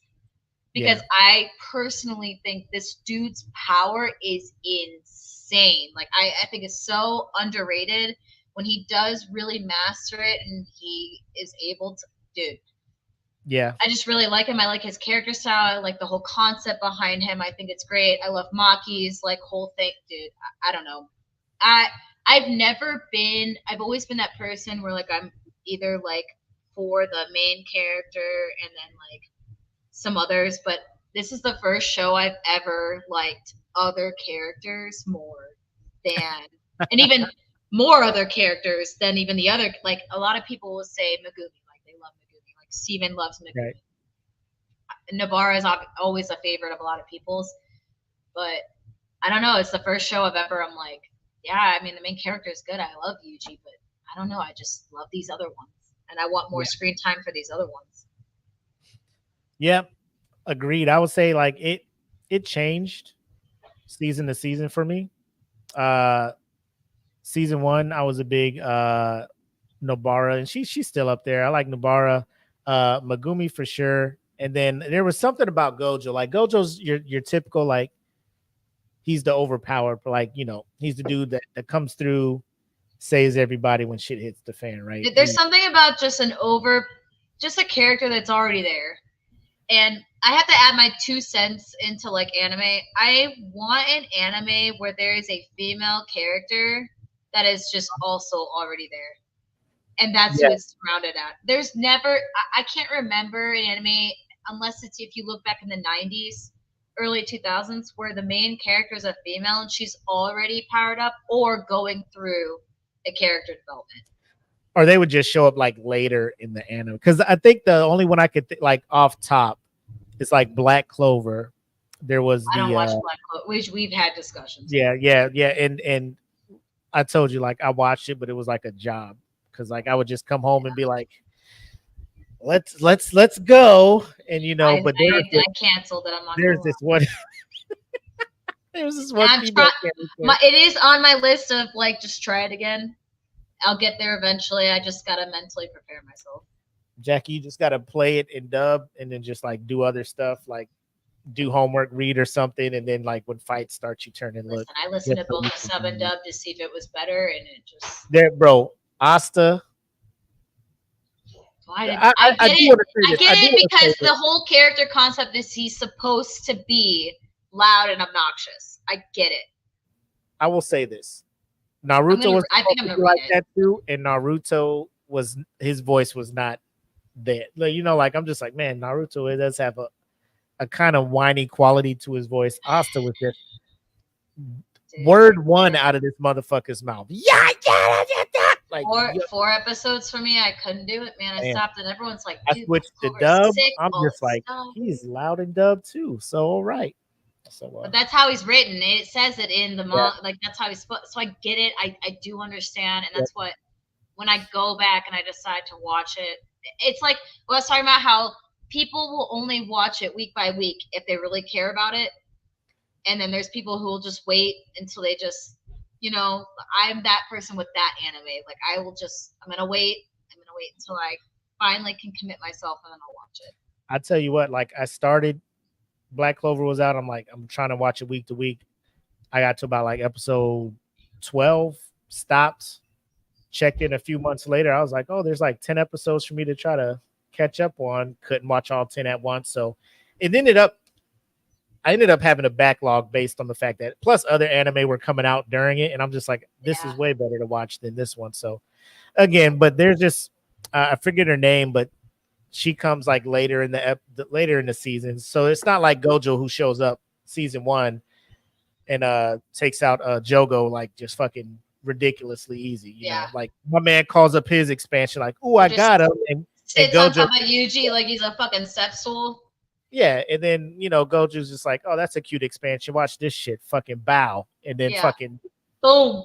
Yeah, carrying his head later. 2 seconds later, he's carrying his like, God damn, like, yo, this man is off the fucking chain. So, it's just good to see that.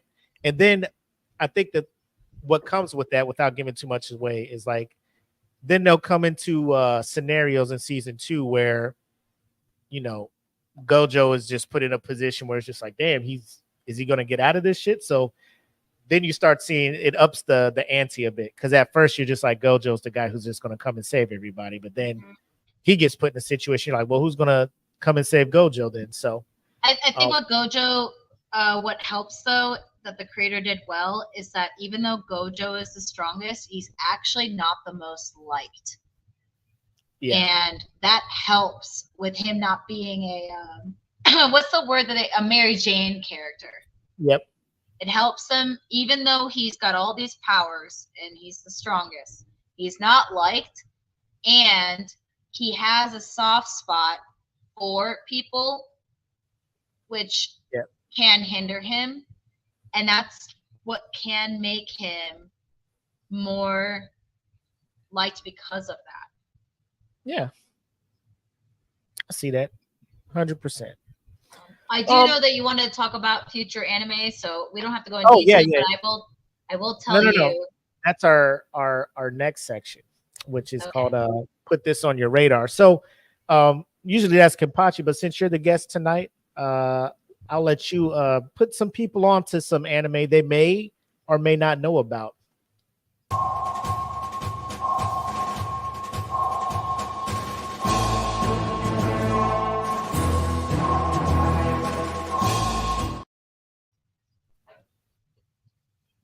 All right, Jackie, what you got for him? So there is some anime that I have on my radar to watch. There's some anime that I have been watching that's newer that I think some people have been watching, not watching. Some things I do want to talk about that I think some people have been watching is what you talked about, which is Mashal. Ooh. I will forever. We won't have to go into detail. I'm just going to put it on there. Other things, if you haven't read the manhwa, I think it's manhwa, Solo Leveling, Kaiju number 8. Dude, first of all, the opening and the ending. And the ending. Okay, there you go. Okay. The anime is sick. Other things, I don't know if anyone's ever watched this. This is an older anime. It's called Punchline.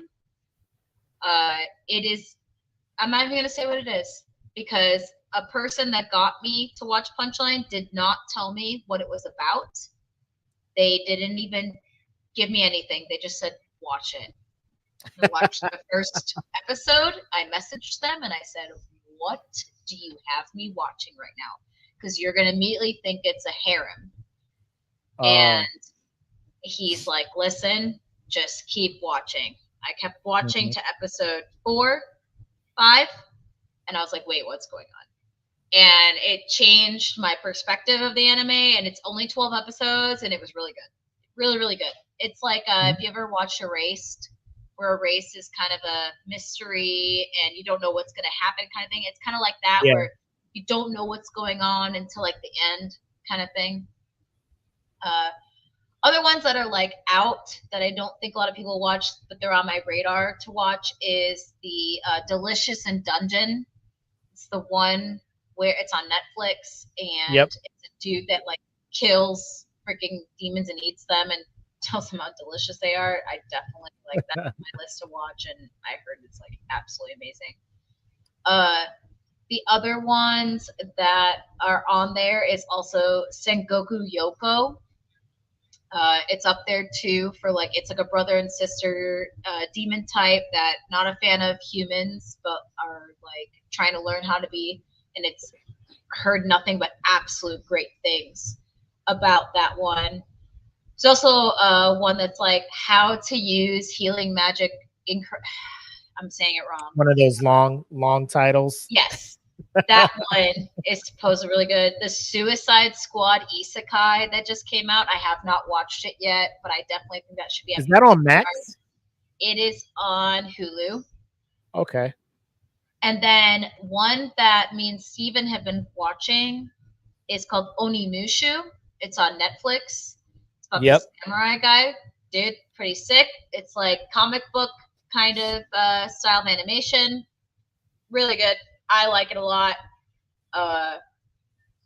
It's really good. And then this new one that's been kind of being more popular, and I kind of want to check it out. It's called Mayanaka Punch. It's about a bunch of females, and apparently some of them have strong powers. I have not watched it yet, but I watched a clip of it, and this one chick got thrown, just tossed into a wall by another chick. Another dude. Looks pretty sick. I will talk about Free Run. If you have not watched Free Run yet, I don't know what you're doing. So many people are talking shit on. I have friends of mine that are like, "This is lame." Well, I'm sorry that Jujutsu Kaisen and Demon Slayer and all these other ones that are action packed constantly have like made you think there can't possibly be an anime to just be chill, but also have like these great. It's just a great story. So, yeah. Goodness. I think those are the biggest things. I would say, like, if you had to watch, we looked at the next season. The next season looks a lot. It kind of looks lame. I think fall looks like it's gonna bring some interesting titles that I watched on Crunchyroll. Crunchyroll.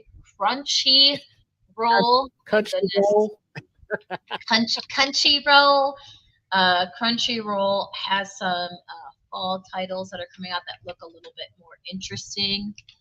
Mm-hmm. But those are the ones that we're kind of looking at. If anyone hasn't watched, it was like, it's about a cat one. Oh my god, it's actually really great. It's a slice of life. It was like, hold on, cat anime. I can't remember the anime name. The masterful cat is depressed again today. How do you come across these? Are they recommended to you, or you just go to Crunchyroll and just scroll over and be like, this one looks kind of fun? When I'm watching anime and I finish one, I'm like, all right, what else is out there? And then I look up some title and I'll look up some Reddit stuff and feel like you should watch this. And then I try it. I'm like, this is a huge slice of life. It's different. The master cat is depressed again today is about a cat that's literally like 8 feet tall.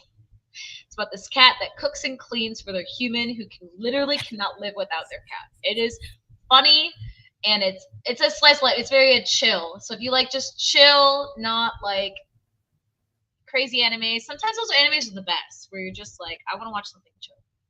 So if I had to tell anyone to watch those are the ones I would say to try and check. That's what I thought. At the top, I would say Kaiju number 8 for sure. Oh yeah, Kaiju number 8 is.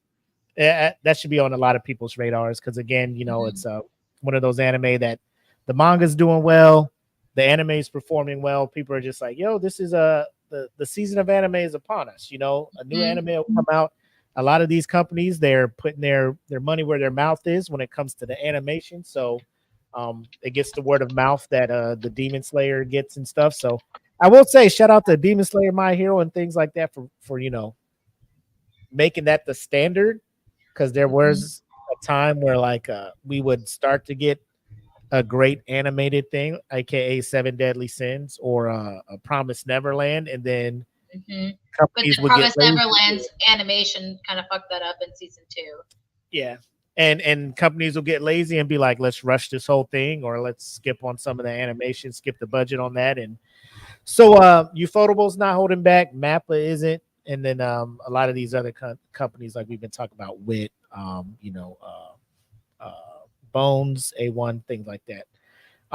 For mine, real quick, there's a anime called, and I came across it because Black put me on it, called Bartender Glass of Gold. Oh, yes. Yeah, and that one I'm just like, oh my god, this ain't bad. It's not a shonen. It ain't no big fights or anything. Um, it's this dude. He's like a prodigy mixologist, bartender, whatever you want to call him. Works in this bar that not everybody can get to. People are going there. They're having problems in life and things like that. And my man, he'll listen and fix the right drink. I'm low key watching this shit. Like I want to try one. And I'm gonna So try to so make. you wanna know what that's based off of? What's that? It's based off of a video game. Is it? Yeah, there's a video game. I played it on Switch. I'm playing it currently. It's I think it's called Bartender, and it is Uh-huh. the bartender makes a specific drink that the person wants to have, and then they talk about like whatever they're going through. And it's just a huge like what's it called? They call those games oh my god, indie chill games. Okay. It is a very it's like Stardew Valley is very chill. It's like those types of games where you don't have to Yeah. really do much except like read and press A and make the Make the drink. drink. Yeah, but And it's it's on like a just story like based. I think shake it. that is Yeah. that is what that's based off of. Well, I think because I play that Right. video game. The video game's been out for a while. Yeah. So you saying that is that video game. Yeah. I like it. Again, it's one of those, just it's just like music. You just can't watch shonen all the time. You just can't watch these heavy action ones. Just sit back, No, you get watch burnt them, out. yeah, just because then they all look the same. Just sit back. It's only 11 episodes too, so it's a quick watch all of that stuff. It's good times. But Before those we are end, some. though, I did want to show Yeah. you what I got from my anime convention I went to. So I got this drawing That is dope. when I was there, and then I also got this one. That's So cool. we're gonna put that up in our wall of our video game anime area. So we went to the anime convention that came, and there's this guy that was just making drawings on just pen, and then he would take some of them and then he would put them on his computer, and then he would make it a little bit more digitized so it's more clean. But Yeah. yeah, we saw a lot of Jujutsu Kaisen stuff when we were out there. Man, it's the new hotness, and I'm sure the next time anime convention comes around, you'll see some Kaiju number 8 stuff over there, Oh, and yeah. it's I don't know, it's just I just love the fact that it's growing and it's being more widespread out there, Yeah. because like at first, like I'm walking in Target and people are just like, yo man, where'd you get that shirt? I love that shirt. I'm just like, Yep. my peoples, Yeah.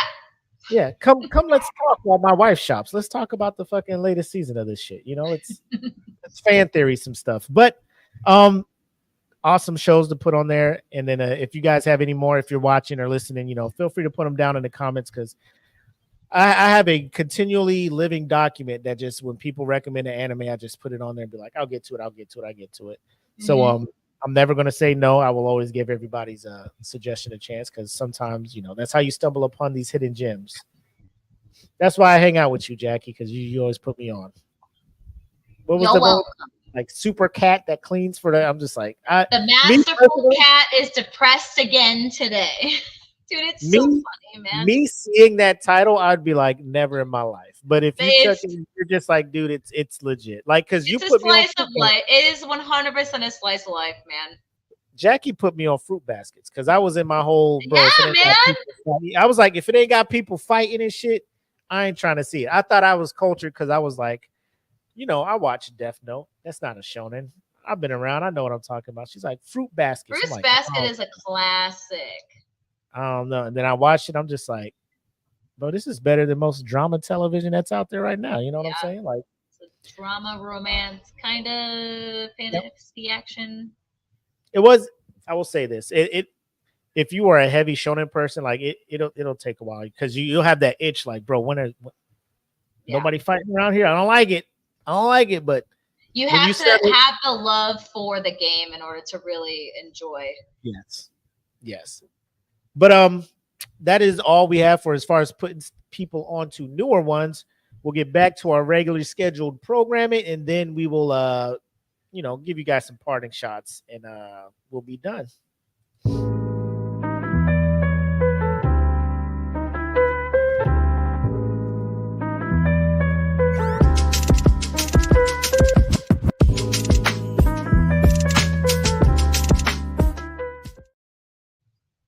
thought it was funny. You're talking about lo-fi, and I'm just like, bro, like.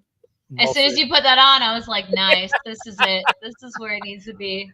But yeah, so episode 3 of Eat the Cake anime, JJK, review. Some sidetracking stuff, but I mean that's to happen because I haven't talked to my girl here about anime in like forever. And like we talked about in the beginning, like we would fuck around and start talking about some shit, and it'd be like 5 hours later. Yeah, that's how our shit ended at 5 a.m. sometimes. Like, God but also damn. we had like 8 people sometimes in it. So yeah, I mean it was like a big nerd session. We're just like, man, what about this one and that and this, that, and the third? But it was good having you on. I know you. Where we at? 50. I mean, when we log off, we can chop it up because I need to get your thoughts on your reaction, and we'll probably do this when everybody can jump on. Like, I just want to get everybody's reaction. Yeah.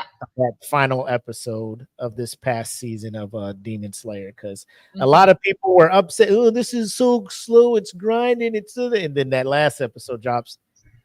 Everybody's fucking back on board and shit now. You know what I'm saying? We'll talk about it. Yeah. But as always, thank you guys for tuning in. And I want to say thank you to you, Jackie, for giving us some of your time. I know your time is precious. Busy person over there, settling in, getting your house set up and everything, but taking time to come kick it with the homie and talk about some anime. I really do appreciate it. Oh, dude, thank you so much for messaging me and asking me to do this. I was so excited. So this was awesome. Thank you so much. Too easy. We'll have to do it again. 100%. So not sure what we're going to talk about next week. So I'll probably hit you up, see if you have any suggestions and when you'd be free again. If you want to come back on and all that good stuff. And as always, just stop complaining and just enjoy the anime. Till next time. Peace.